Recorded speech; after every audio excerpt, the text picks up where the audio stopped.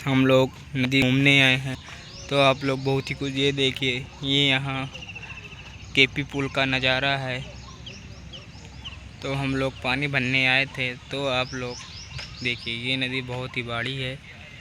तो यहाँ मछली यहाँ भी रहती हैं।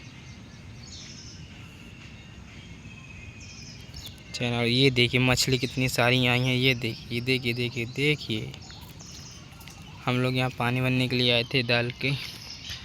ये देखिए कितना अच्छा व्यू लग रहा है। यहाँ सब लोग नहा रहे हैं।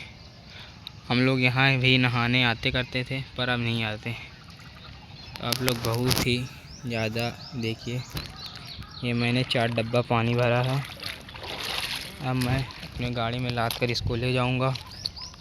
वीडियो को लास्ट तक, चैनल को सब्सक्राइब करिए। देखिए।